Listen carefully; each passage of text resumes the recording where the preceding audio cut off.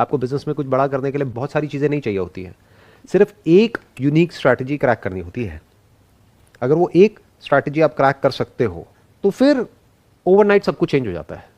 But वो overnight change होने के लिए कई महीने कई साल लग जाते हैं। ये गेम है बिजनेस का।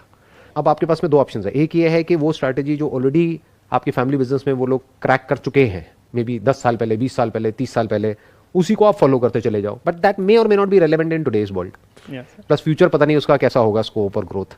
दूसरा क्या है कि आज की दुनिया को आप समझ करके अपने बेस पर जितना भी रिस्क आप उठा सकते हो, based upon your financial condition, जितना भी आपके पेरेंट्स आपको अलाउ कर रहे हैं रिस्क लेने के लिए, तो उनको बोल सकते हो कि यार मेरे को आप इतना पैसा दे दो, मुझे खेलने दो 2-3 साल, let me play with it. आप मत बताओ मुझे क्या करना है। अगर मुझे कोई दिक्कत होगी तो मैं आपसे पूछ लूंगा, तो मुझे खेलने दो इससे। क्या होगा in the worst case scenario? या तो वो डूब जाएगा, बट वो भी डूबेगा नहीं अगर आप स्मार्टली चलोगे तो। अगर ये बात आपको मेरी समझ आ रही है कि 10 में से एक ही स्ट्रैटेजी काम करेगी, मतलब 10 अलग अलग चीजें ट्राई करोगे तो 9 आपको पहले ही पता होगा कि वो फेल होने वाली है, बट ये नहीं पता कौन सी फेल होने वाली है, और ये नहीं पता 10 में से कौन सी चलने वाली है। हाँ, बराबर। बट ये 9 जो फेल होती है ना, वो हमें कई बार लगता है फेल है, बट वो एक्चुअल में फेल नहीं होती, क्योंकि वो 9 सारी की सारी काम आ जाती है।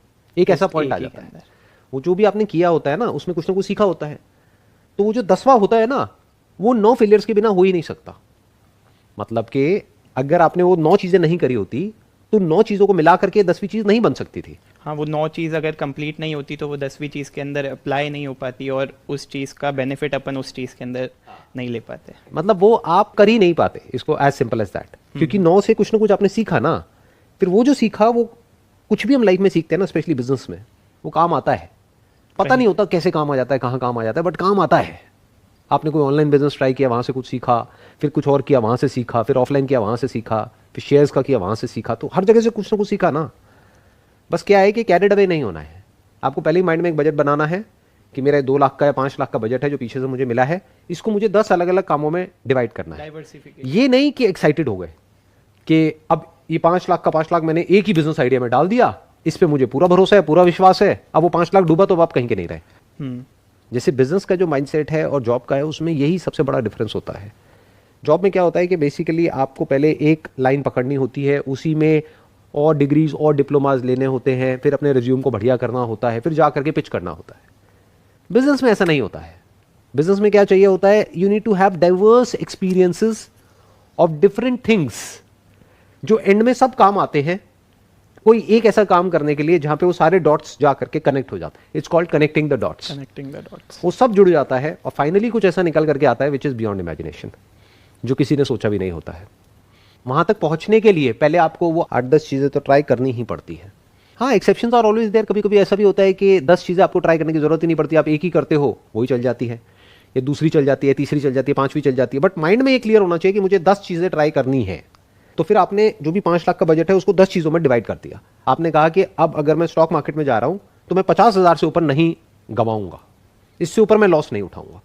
ये नहीं कि उस लॉस को रिकवर करने के लिए जैसे गैम्बलर्स करते हैं, जो 5 लाख ही डुबो दो, कि एक जगह लगाया, उसके अंदर वो बढ़ा तो ठीक, नहीं बढ़ा तो वो पूरा गया। Business is not gambling. Business is basically providing something of value to the customer, that may be a product और अ सर्विस, जिससे कि एक्चुअल में सामने वाले की कोई नीड या उसका कोई डिजायर या उसकी लाइफ किसी तरीके से बेटर हो रही हो। ये है बिजनेस। तो इट्स नॉट गैम्बलिंग। बट लोग क्या करते हैं, गैम्बलिंग का बेसिक स्ट्रक्चर क्या है? जैसे स्टॉक मार्केट में भी बहुत लोग गैम्बलिंग करते हैं, उसका बेसिक स्ट्रक्चर क्या है? Grid and fear. The moment you start doing a business, तो वहां पर ग्रीड और फियर दोनों आपको तंग करेंगे। क्यों? क्योंकि जैसे ही थोड़ा सा रिजल्ट आने लग जाएगा, अब आप एक्साइटेड हो जाओगे। पता लगा एक ही क्लाइंट को उधार देना चाहिए था 20,000 का, 50,000 का, आपने उसको जाकर के उधार दे दिया 5 लाख का। फिर उसने हाथ खड़े कर दिए उसने कहा जाओ, मैं तो नहीं दे रहा पैसे। तो आपके तो सारे पैसे एक ही जगह पे डूब गए ना। तो आपको क्लियर होना चाहिए माइंड में कि मुझे इससे ऊपर इस धंधे में नहीं डालना है। अगर कुछ क्लियर नजर आया तो उसी पैसे को री इन्वेस्ट कर दूंगा, तो उसमें कोई बुराई नहीं है। तो डूबा भी तो अगर मानो आपने 50,000 रुपए से 1 लाख कमाया और 1 लाख रुपए इन्वेस्ट कर दिया, अब कोई दिक्कत नहीं है, क्योंकि 4.5 लाख आपके पास में साइड में पड़ा हुआ है और 9 जो चीजें हैं वो ट्राई करने के लिए। बट अगर आपने पूरा का पूरा वहीं एक ही जगह पे डुबो दिया तो गड़बड़ हो गई। तो ये बात हमेशा याद रखनी है। 50,000 से 5 लाख कमाओ, उस 5 लाख को डुबो दो, कोई दिक्कत नहीं है, क्योंकि 50,000 से आपने 5 लाख कमाया ना, बट अभी भी 4.5 लाख एज इट इज पड़ा हुआ है आपके पास और कुछ ट्राई करने के लिए, उसमें भी 50,000 से ऊपर मत लगाओ। तो ऐसे स्टेप बाय स्टेप चलो तो आपकी सक्सेसफुल होने की पॉसिबिलिटी 100% हो गई। बेसिकली कैपिटल एलोकेट कर दो कि जहाँ पे अपने को लगता है कि इस बिजनेस के अंदर स्कोप है और आगे ग्रोथ प्रोस्पेक्ट दिख रहा है तो उधर इन्वेस्ट कर दिया थोड़ा, अगर वहाँ पे रिजल्ट्स मिल रहे हैं तो उसी पैसे को वापस री इन्वेस्ट रोटेट कर दिया, राइट, उसी को री इन्वेस्ट करते चले गए करते चले गए करते चले गए, वो ग्रो करता चला गया। डूबा भी तो कोई टेंशन नहीं है, अभी डूब भी गया तो आपके पास में डूबेगा जितना अपन ने कमाया है, क्योंकि उसके अंदर से भी अपन रोटेट दूसरे बिजनेस के अंदर अगर अपने को प्रोस्पेक्ट्स अच्छा लग रहा है तो अपन उसके अंदर भी कैपिटल एलोकेट कर सकते हैं। देखो बेटर स्ट्रैटेजी क्या होगी कि आपने पहले अपना जितना भी पैसा है उसको 10 पार्ट में डिवाइड कर दिया। That will be 1 lakh 5 lakh 10 lakh. आपका बिजनेस बैकग्राउंड है, उन्होंने 10 लाख रुपए आपको दे दिया, बोला कि अब इसके साथ में जो करना है करो, तुम्हारी मर्जी। अब एक बिजनेस शुरू किया, उसमें आपको पहले ही पता है कि 1 लाख से ऊपर मुझे लगाना ही नहीं है। तो अगर कोई बिजनेस आइडिया ऐसा आ रहा है आपके माइंड में जहाँ पे पहले से आपको पता है कि मेरे को 20 लाख चाहिए, 50 लाख चाहिए, 10 लाख चाहिए, उसको छोड़ दो, उसी बिजनेस को अलग तरीके से करो।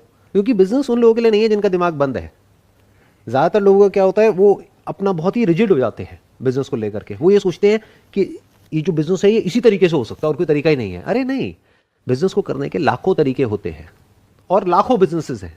आप कर कितने पाओगे, इतनी बड़ी लाइफ तो है नहीं कि आप लाखों ट्राई कर पाओ, करोगे वही गिने चुने 8-10। तो जब 10 ही करने हैं तो अच्छे से चूज करो ना पहले 10 को, जो आपको पता हो कि ये 50-50 हज़ार रुपये में हो सकते हैं। तो आपने पहले ही बफर लेके चला हुआ है कि 50-60 हज़ार का ये काम है, मेरे पास में लाख रुपए मैंने स्पेयर किया हुआ है इसके लिए, बट लाख रुपए से ऊपर मैं इसमें नहीं डूबूंगा तो नहीं डूबूंगा। ये नहीं कि मेरा लाख रुपए डूब गया तो उसको बचाने के चक्कर में मैं 2 लाख और डुबो दूं, फिर 3 लाख को बचाने के चक्कर में मैं बाकी का भी डुबो दूं और जीरो हो जाऊं। ये गलती नहीं करनी है, लोग यही गलती कर बैठते हैं। इसको रिस्क मैनेजमेंट बोलते हैं। बिजनेस में लोगों का दिमाग प्रॉफिट में तो चलता है, जैसे मैंने कहा ना, ग्रीड और फियर, बट रिस्क मैनेजमेंट नाम की चीज किसी को नहीं पता, because that is not related to greed और फियर। आप डर की वजह से रिस्क मैनेज नहीं कर रहे हो। रिस्क मैनेज मतलब प्लानिंग, यानी पता हो कि मेरे पास में कितना है उतना ही मैंने रिस्क लिया, तो कोई दिक्कत नहीं है। हाँ बताइए, और क्या क्वेश्चन है? Sir, how to find right people in the business to build a team, like how to trust people easily? You should not trust people easily, क्योंकि अगर आप ट्रस्ट करोगे तो ट्रस्ट ब्रेक होगा आपका। तो किसी को भी ट्रस्ट करने की जरूरत नहीं है। क्या करो, बिजनेस को इस तरीके से सिस्टम्स एंड प्रोसेसेस में कन्वर्ट करो कि सब कुछ ट्रांसपेरेंट हो, मतलब उसमें कोई लूपहोल मत छोड़ो, क्योंकि अगर वो है तो मैनिपुलेशन होने के चांसेस हैं। ट्रस्ट का सवाल कब उठता है? जब कुछ गड़बड़ करने के चांसेस हो। अगर आप सिस्टम को ऐसा बना दो कि उसमें गड़बड़ हो ही नहीं सकती, तो फिर क्या दिक्कत है? जैसे आप जो भी बिजनेस कर रहे हो उसको प्रॉपर बैंक के थ्रू करो ना। कैश भी आएगा तो इससे ऊपर कैश आपके हाथ में नहीं रहेगा, वो सीधा बैंक में जमा हो जाएगा। ये जो क्वेश्चन उठ रहा है ना, ये पता है कहाँ से उठ रहा है? मैं बताता हूँ। क्योंकि इंडिया में प्रॉब्लम क्या है कि बहुत सारे जो लोग हैं वो अभी भी उल्टे सीधे काम करते हैं टैक्स बचाने के लिए। कोई बोलता नहीं है, बट ये फैक्ट है और सबको पता है। तो वहां पर सारी ये गड़बड़ आ जाती है ट्रस्ट की, क्योंकि आपको ट्रस्ट करना पड़ेगा। आप किसी ना किसी पे उसको कैश दे रहे हो और पता है वो कैश 2 नंबर का है, पुलिस में भी जाके बोलोगे तो क्या बोलोगे? क्या ही बोलेंगे? कौन सा पैसा लेकर के भाग गया? कहीं उस पैसे की कोई अकाउंटिंग ही नहीं है, राइट? तो वहां पर ये सारी प्रॉब्लम्स होती हैं। बट अगर आप ये कच्चा लालच ना करो, आप ये समझो कि बिजनेस आप कर क्यों रहे हो, ultimately you are doing it for peace of mind, you are doing it for freedom. तो फ्रीडम का मतलब क्या है? कि आपको उसमें इन्वॉल्व ना होना पड़े 24 घंटे। अगर आपको होना पड़ रहा है तब तो वो जॉब से भी बदतर हो गया ना, तब तो वो जॉब से भी गया गुजरा हो गया। क्योंकि जॉब में तो फिर भी एक वेल डिफाइंड है कि भाई आपको हफ्ते में इतने दिन इतना काम करना है। बट अगर 24 घंटे आप बिजनेस में ही लगे हुए हो, संडे को भी और छुट्टी के दिन भी, और हर तरफ यही देख रहे हो कि कहीं कुछ गड़बड़ तो नहीं हो रही है, वो पैसा इतना लेकर के जा रहा है, कहीं ये तो नहीं हो जाएगा, वो तो नहीं हो जाएगा, तो you are not an entrepreneur. Basically you are kind of self employed, जो हर एक चीज़ को माइक्रो मैनेज कर रहे हो।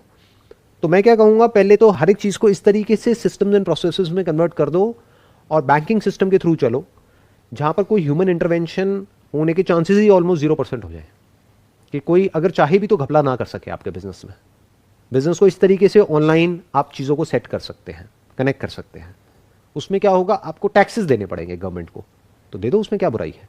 हाँ, अगर अपन कुछ कमा रहे तो उसके अंदर गवर्नमेंट के पास टैक्सेस आ रहे हैं तो उससे ग्रोथ ही हो रही है, राइट। और अगर गवर्नमेंट को आप टैक्सेस नहीं दोगे तो कंट्री चलेगी कैसे, या कोई भी कंट्री कैसे चलेगी अगर टैक्सेस हम नहीं देंगे तो अगर आपका ये माइंडसेट होगा कि मुझे जो भी काम करना है, टिपिकली अगर लैंग्वेज में बोला जाए, 1 नंबर में काम करना है, 2 नंबर में करना ही नहीं है, तो ये क्वेश्चन ही रिडंडेंट हो जाएगा वहाँ पर। इस क्वेश्चन की नीड ही नहीं है कि ट्रस्ट कैसे करें, क्योंकि जब 1 नंबर में है तो ट्रस्ट की ज़रूरत ही नहीं है। अब तो बेसिकली क्या है, वो बंदा आया, उसको बताया कि भाई देखो ये एक प्रोसेस है पूरी जो आपको इसको फॉलो करना है, अगर वो अच्छे से काम कर रहा है तो ठीक है, नहीं कर रहा है तो बाहर है, सिंपल है। उसको अगर ठीक लग रही है आपकी कंपनी तो ठीक है, उसको अगर वर्क एटमॉस्फेयर अच्छा नहीं लग रहा तो वो भी छोड़ के जा सकता है। तो विन विन हो गया ना दोनों तरफ से।